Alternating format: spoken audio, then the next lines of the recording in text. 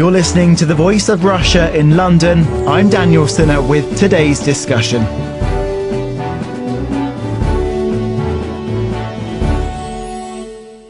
Parents are to blame if children view porn online. Google's public policy analyst says it's the responsibility of parents to keep their children safe online. Naomi Gummer also says it's a myth that laws are able to protect young people from internet pornography. Her comments come as the UK government is pushing for an opt-out scenario. It means that if you switch to a new internet provider, you will need to decide if you want access to adult content or not. And you can't get online without deciding. It's a fresh step to protect younger children from hardcore material, but the move is controversial. Pornography companies say they already restrict content to adults, and others are worried about the free nature of the internet. Joining me is Jim Killock from the Open Rights Group. Miranda Soot is founder of Safer Media UK. Julie Bindel is a feminist activist and writer. And Anna Span is an adult film producer. I'll start with you, Julie Bindel, feminist activist and writer. What is the harm in pornography? What is happening online? There's much harm in pornography. Women, men and children are harmed. Much of the pornography that we see is a depiction of sexual violence towards women. Many women, of course, consent to be in the industry, but that doesn't detract from the fact that much of it is a depiction of the nastiest, most brutal sexual violence. It creates a context in which women are viewed as enjoying being hurt and being harmed. And in a culture where there is endemic sexual violence towards women and children and men, I think that that's where the harm lies. But we do see pornography where women are in control. It's not always where the woman is submitting. Of course. I mean, there are many types of pornography. The concern that I have is the way that pornography is now leading technology, the way that sex is becoming commodified and commercialised to an extent that it is removing the reality from sexual contact. And I believe that the more distant young men and young women become from each other as human beings, the more that they rely on pornography to become a sex educator, then the less value we have in each other as human beings, and the more we start to dehumanise women and girls and see them as sexual objects. Anna Span, you're an adult film producer. How damaging is pornography? We're looking at children having access to porn and the impact it has on them. If a young child gets access to this kind of material, which is freely available, the effect that it's going to have on them when they grow up, their view of sex, their view of body image. Well, the first thing to understand is the industry doesn't market to underage people. You can imagine there are extremely strict rules about that. And we think we're happy to work with the Adult Industry Trade Association, work with the government, as long as it doesn't impede on our ability to sell to adults. We need to be able to sell to adults. And, you know, if you were talking about alcohol and access to alcohol by underage people, you would be talking about putting in specific laws around young people. You wouldn't be threatening everybody with a censored, experience to alcohol. Sure. And we Julie, think how damaging is this for children? Children are getting access to this. We know that some young children are getting access to it, but also maybe teenagers that are legally getting access to it. How is it skewing their thoughts of relationships, of sex, and of women? The majority, well, I tell you something. I was asked the question, Anna. Sorry, I didn't hear. The majority of young people are now becoming sexually educated through pornography, which gives a skewed vision of relationships between girls and boys, men and women, between gay men, between lesbians. It relies on submission and dominance. It relies on the relationship between sexual excitement and harm and hurt, and masochism and sadism. And so therefore young people are not being able to explore consensual, healthy sexual relationships. They're relying on the messages, the misogynistic messages that porn promotes. And, you know, Anna Arrowsmith was talking about her website, We Consent, which has a link to a Penn and Teller video, a film, where these men humiliate and sexually harass anti-pornography feminists within this film. But and that we're looking at strikes the me. effect of children here. You're saying it gives them a skewed view of sex. Anna, would you agree with that? No, we don't have the proof that that is the case as yet. And in fact, there's a lot of different ideas about how young kids are actually seeing internet sex and whether that's actually changed over time. You must remember that back in the day, there was porn in the household. There were DVDs, there were magazines. If you talk to people in their 30s, 40s, they say they first came across porn in, their father's or their uncle's stash or whatever. That was in the house. Those markets have fallen away, and what we now have is mainly online presence, and online presence only. So as long as companies that are selling people software in order to stop their kids from seeing pornography are doing the job that they should be. I mean, the emphasis and the moral panic should be on those companies that are selling you something, a false sense of security, for something that is obviously not working, and nobody's pointing the finger of blame to them. But the thing is, for instance, the Crimes Against Children Research Centre at the University of New Hampshire came out and found that actually the age for first seeing pornography has stayed at 14, because that's the age, one, when kids start to be more sexually interested, but also they're capable of getting around the software. So if they haven't got magazines in the house, if they haven't got DVDs, you can't suddenly say a before and after scenario. A reminder that you're listening to The Voice of Russia in London. I'm Daniel Cinna with today's discussion. Joining me is Jim Killock from the Open Rights Group. Miranda Soot is founder of Safer Media UK.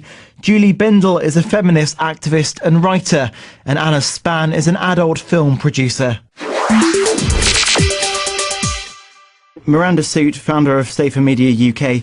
How do we stop children seeing these sex scenes? Well, first of all, can I just say that there's lots of evidence that there's massive harm to children, because, what we've heard so far from Anna is that probably it's not much of a problem, but in fact it's the therapeutic community who've been driving all the debates that are going on in Parliament at the moment on this.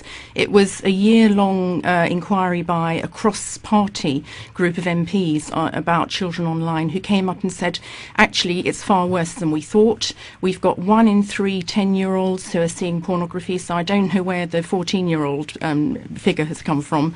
We've got 80% of young teens who are actually also going online and looking for pornography. And the therapeutic community is saying we've got an explosion in teenagers who are addicted to pornography, and it's through online porn. And obviously all the other porn still exists, Anna. It's very, very powerful also. But we've got to, in this debate, look at the priority. The priority is children, the priority is internet pornography, because what our experts said is it's very, very perverse, it's very perverted, it's very violent, it's very degrading. It's nothing like the average, say, person of 40 thinks that they saw 20 years ago. It's far more perverse than that. What are your worries of the effect that it will have on children? Well, when they grow up, because we don't know this yet. As I've already said, addiction, and pornography addiction is a very unpleasant business. You begin to lose interest in real human beings if you do come across a real member of the opposite sex. And we've already heard this set of teenage boys that their first actual, sexual encounter with a real girl, they're tending to be rough because they see rough sex, and that's putting it mildly on the internet. That's mainstream. And so also that there's a problem with actually having faithful relationships. There's a problem with also socialising in general. People who watch a lot of internet porn tend to become very isolated. So I don't think there's any doubt in the therapeutic community, and let's get this straight, we're talking about therapists, we're talking about the leading London clinic on this issue, saying that 25% of their referrals are young teenagers who are addicted to pornography. And how do we protect them now? Right, if we go on to protect them. Sorry, just let Anna reply to that. Go on, Anna. But that's a self-selecting sample. This is the trouble when you get people that are very politically motivated to fight and go to the government. It's the person that really wants to fight for it that wins. It doesn't matter whether it's facts. If you're talking about analysts, you're talking about the very small minority of people who have had behavioural problems bad enough to go and have it talked about. You're not talking about the 99% of young people who are perfectly capable of being able to frame it within a perfect relationship with other women, and their mothers, their sisters. They know lots of women, and they know women aren't like Sure. that. Anna, can it ever be good for young people to see this? Can they ever learn anything good from it? We've been hearing so far that it's having a bad view on how they see women and how they view sex, but can they ever learn anything good from it? Well, I don't know about young people specifically, but I tell you what porn does. It democratises the body and the imagination. The actual porn industry, and I don't mean the porn industry that's represented through mainstream television or mainstream magazines, because they have their own prism of, the perfect body that they see it through. 50% of the industry is very successfully amateur. And I always say to women, whatever you dislike about your body, put it into Google and put plus porn, and you will find a load of websites that think that is the most attractive thing about you. Jim, what are your thoughts? How do we protect children from getting access to this material? Assuming that that's what adults want to do, and I think that's, a big question for adults. They've got to decide exactly where they want to draw the lines. And I would assume that most parents would want some control over what their children, particularly younger children, see online. And they certainly should be talking to their children about what they do and don't see online. That's completely a question for those adults. And I think actually the question we've got is, who takes responsibility here? Is it about parents taking responsibility for their children and looking at what they can do? Or is this something that internet service providers and others start taking responsibility for? Because that's actually the question, the debate that we're having. Sure. At the Who moment. do you think it is then? Who takes responsibility? It has to be the parents. And the reason I say that is because, not to say that internet service providers can't, for instance, help parents by providing tools or parental control software. But what is very, very disturbing about this debate is that what Claire Perry and others have said is that they want internet service providers to start doing network blocking. So they're actually saying that in order to protect children, they want national censorship software installed across all internet service providers, which can then be repurposed for more or less anything. And that's where we've got ourselves into a very dangerous situation. So you're worried about the slippery slope argument. Once it's in place, it could be broadened then? Well, it's partly a slippery slope question, yes. If you've got censorship software installed at networks, then yes, the government can decide to ban whatever it likes, at a flick of a switch, more or less, because it's had the switch installed. But it also is a question about what these blocks then do. I mean, we have these blocks on mobile phones at the moment. It's a default regime, it's a network block. The mobile phones decide what is adult and what is not, and it isn't just pornography. A reminder that you're listening to The Voice of Russia in London. I'm Daniel Cinna with today's discussion. Joining me is Jim Killock from the Open Rights Group. Miranda Soot is founder of Safer Media UK. Julie Bindel is a feminist activist and writer. And Anna Spann is an adult film producer. We hear stories of parents who are lax with their passwords, who may not really control what their children do. They're happy to sign them up to social networking sites when they're not of age. Can we really rely on parents to do this? Well, actually, it's a better solution than network blocking, because network blocking is extremely easy to get round. So if the parents aren't taking responsibility for how the computers work, the children can get round it in extremely simple ways. So really what we've got is a politicised debate saying, let's do network blocking, when anybody who actually looks at it sensibly will know that A, it doesn't work, and B, it's handing huge power over to the government. Anna Spann, network blocking is not necessarily the solution. Do you agree? Oh, it definitely isn't the solution. Like I said, if you want to stop children seeing pornography, shut down those massive, like RedTube and places like that, who are giving it out to kids for free. If they what are you guys actually doing to stop children having access to these sex scenes? What have you got in place to make sure that they're not getting access to it? I have, on my website, we just have small trailers that are very, very fastly edited with not particularly hardcore images on them, and you have to put a credit card in, so you have to be over 18 to go through to see the full film. Miranda, so you're shaking your head here. Is that I'm not good enough shaking for my you? head because you're listening to someone who's making money out of pornography at the expense of my children. We've just had a cross-party. It's not a political debate. It's been a cross-party study that have said that there's massive harm. They've said there's a good way of protecting children. It's not censorship across the board. I don't know why there's this hysteria from various people, because what would happen is you would come in, everything would be default setting pornography off, but if you prove you're over 18, then you get it turned back on with just one click of the switch. But what it's doing is it's protecting the most vulnerable in our society. A society's judged by how it treats its most vulnerable and weak, our children. Let's protect them. So what do you want in place then? You don't want We this? want this opt-in system, which has just been mentioned. You have the default setting of pornography off, coming in from the ISPs. It's already being done on child pornography, that's child abuse images. It's done democratically by the Internet Watch Foundation, and then somebody who's over 18 goes through a process to get it turned back on. So over 18s can have all the porn they want. What We're about talking about non-tech-savvy protecting our parents? children. A lot of kids are more This is tech-savvy. exactly the point. This is exactly I'll the come back to you point. after this, Exactly Jim. the point. For the ones who are not tech savvy, the internet pornography will be turned off to start with as the default setting. Then if they want to get it turned back on, they go through a verification process. But the point is that children, basically, when they go online and in public places as well, they will not be bombarded immediately by pornography if they're under 18. Jim They don't Killick, get open. that already. That's But just- also look no, at how no, that's Sure, gonna Anna, affect- I'm just going to go to Jim first. He wanted a reply first. I'll come to you straight afterwards. I mean, you're right. This does already happen on mobile networks. And what we've been doing is asking people when they come across incorrect blocks to start reporting it. And we find incredibly large numbers of sites blocked, which are just got absolutely nothing to do with pornography. For instance, a church in Sheffield had their site blocked.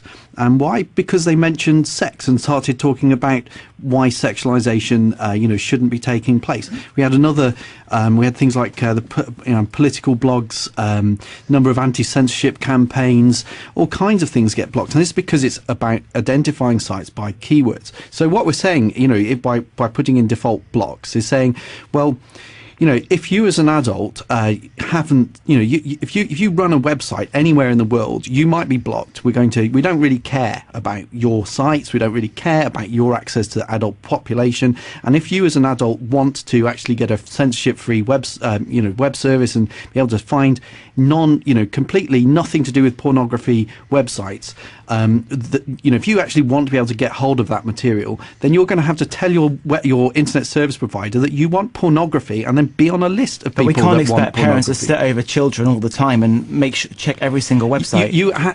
There are really simple things that you can do which will work as an adult who's got children. If you've got a child under 10 and you're relying on or under 12 and you're relying on default blocking, then you are being deeply, deeply irresponsible, because if you are concerned about that, because the default settings on these sorts of blocks, what they do, they don't block things like double click, the big advertising networks, because if they did, they would block lots of legitimate advertising and cause all kinds of concerns. So But what do you want serves done out- then? You have to get the parents to do the work. Now, I'm not saying You that really is expect parents to sit down in the evening when they've come back from work just to sit and watch over their child over the screen, whatever age they are? they can there are ways of installing software. There are all kinds of things that can be done, but I think ISPs have a role in working with parents. But the idea of putting on default blocking and then assuming that's done the job, I mean, it is really irresponsible, because what will happen is lots of parents will think the job has been done, and then lo and behold, they'll find that their kids are looking on Google search, they're installing all kinds of circumvention tools, they'll be just be served pornographic material through things like DoubleClick, purely because because that can't be blocked because it's doing too many things, or you simply use HTTPS connections, the sort of thing that Anna will be using for her credit card service. If she turns on HTTPS for her whole website, then it avoids the blocks as well, because they can't be blocked by default blocks because that's encrypted. So they're a really, really stupid solution that will do a lot of damage to a lot of sites, and that will cause a lot of pain for a lot of adults, as well as forcing adults to declare whether that if they want censorship-free internet, that actually they're in favour and want to get adult material. And again, I think that is an unpleasant thing to make adults do. A reminder that you're listening to the Voice of Russia in London. I'm Daniel Cinna with today's discussion. Joining me is Jim Killock from the Open Rights Group. Miranda Soot is founder of Safer Media UK. Julie Bindel is a feminist activist and writer. And Anna Spann is an adult film producer. Julie Bindel, what is your proposition for this? How do we protect children? Well, I don't think censorship is the solution, because I think all kinds of things will be censored, such as, educational material about women's health, about positive sexuality. There is nothing wrong with sex. There is nothing wrong with exploring sexuality. What I'm concerned about is the amount of hatred that boys are having instilled into them about girls and women. But how do through we porn. How do we protect what them we from need these to do? sites? We need legislation that isn't about censorship, because I agree that that wouldn't work. We need something which is akin to our incitement to racial hatred legislation, which would be an incitement to sexual hatred and sexual violence, because the crimes against women and children that we see in pornography are real. They're happening to real women and real children, and we should be able to legislate against inciting further sexual hatred by making that the norm. So what do you want the law to say? You don't want to block, and you don't want parents to sit there. What do you want the law to say? Of course, I agree, it's parents' responsibility. I don't think that that's going to work, however, in the long run, because you can't sit over a child and you can't watch them the whole time. Right, so you've got Julie's law. What does your law say? No, it's not. It's actually very parallel to incitement to racial hatred, which we already have. We recognise that it is against the law to incite hatred towards ethnic minorities, towards lesbians and gay people, etc. Why can't we have that about sexual hatred? Much of pornography is a depiction of the sexual hatred of women, and that's why we need this legislation. It isn't, though. That's an incredibly subjective opinion by somebody who comes from an anti-porn position. But I tell you what porn does that doesn't get advertised enough. It democratises the body and the imagination. Suddenly you have all sorts of different things that people are trying out, and they're taking it, they're imagining it, and they're seeing it on porn, and they like it, and it keeps their relationships alive. Now, with young people, we're not arguing that young people should have free access, easy access. In fact, we are saying to the government, the only thing you can do is shut down these free porn sites that hand out free copywritten stuff that the government, so it's stolen copyrights, but these hub sites. And if the government did that, that would actually stop kids getting hold of it. I mean, people use power in their sex lives regardless of pornography. They have always done that. They've always enjoyed ways of, role-playing, spicing things up. Porn merely reflects that. And it's actually, there's this very naive argument going throughout the anti-porn argument that somehow there's an authentic, real sex life that happened before the internet, this sort of, this dreaming of a history that actually never existed, and that pornography has kind of, ruined it all and tainted it. The fact is that porn is as real as some people's sex lives, and some people's sex lives are far more bizarre than a lot of pornography. A lot of pornography is mundane, and so to say that by default that you can say like it's a drug, or you can that people can definitely get addicted to it. Well, you talk about addiction. Well, what about everyone going on the internet? People think how you can't live without the internet now. Why don't we talk about that in terms of addiction? Because it's not, it's not useful politically to do so. Sure, Miranda, so you wanted to reply to Anna? I did. I mean, we're talking about harm to children. We're talking about regulation. We have magazines on top shelves in newsagents. We have the British Board of Film Classification. We have a watershed on the TV. Why are we having a Wild West on the internet?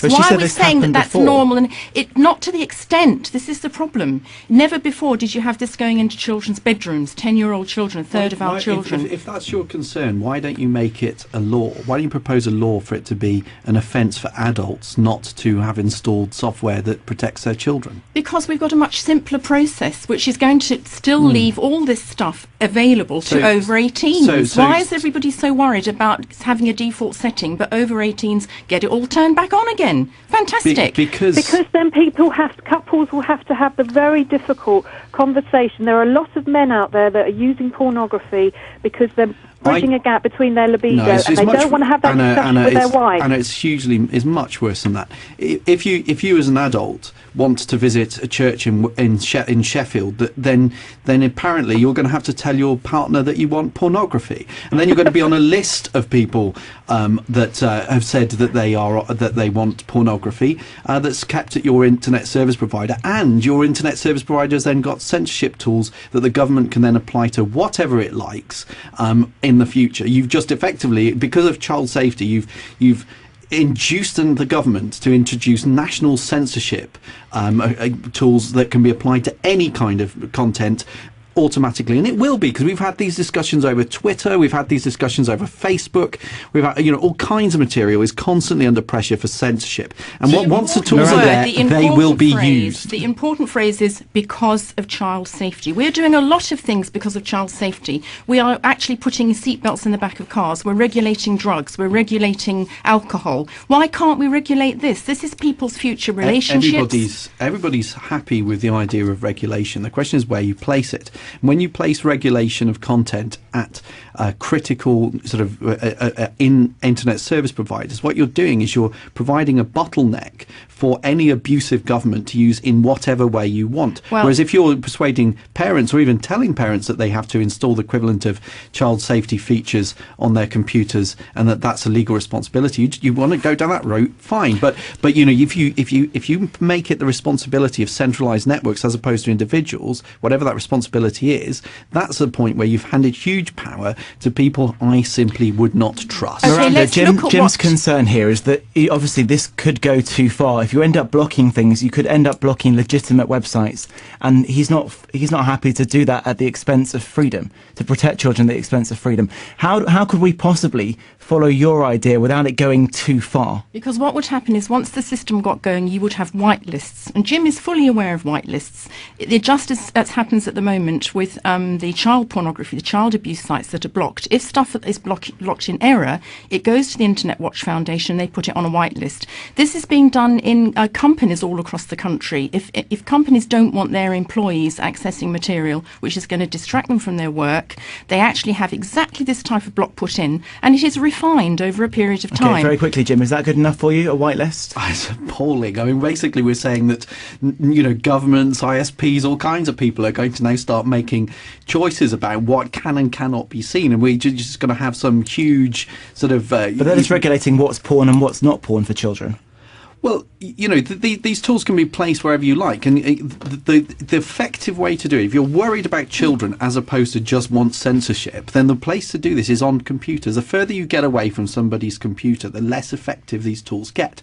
Like, if you install actual blocks and whitelists and all the rest of it, you do that on somebody's device, computer, whatever, you've got a fair chance of actually getting those blocks to work. If you do it on your router, no, that's quite easy to bypass. You do it on an ISP's network, it's incredibly easy to bypass. Okay, can we talk about public opinion? In the UK, that 2/3 of the people in this country, many of them parents, want this block put on. That's the latest survey done in the last 2 days, and I agree with them, for the children of this country.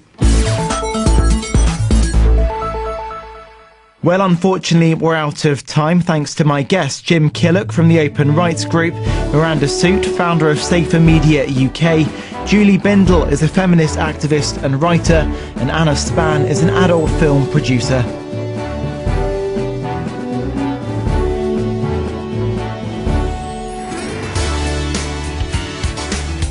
This is the Voice of Russia.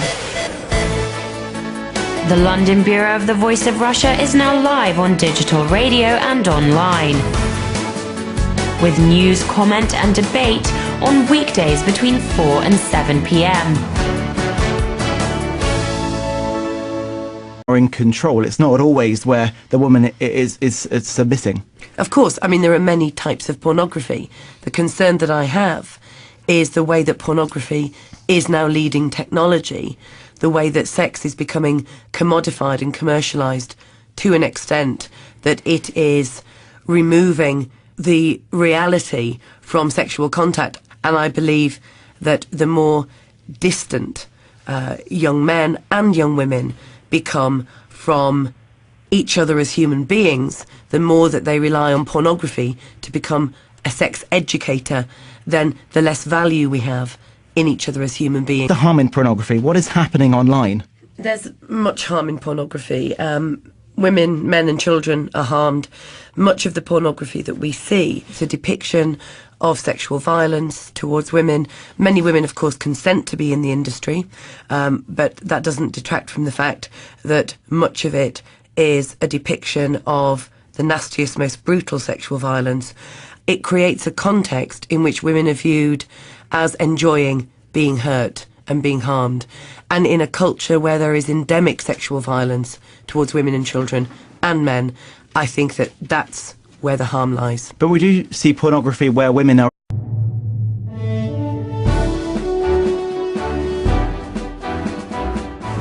You're listening to The Voice of Russia in London. I'm Daniel Cinna with today's discussion.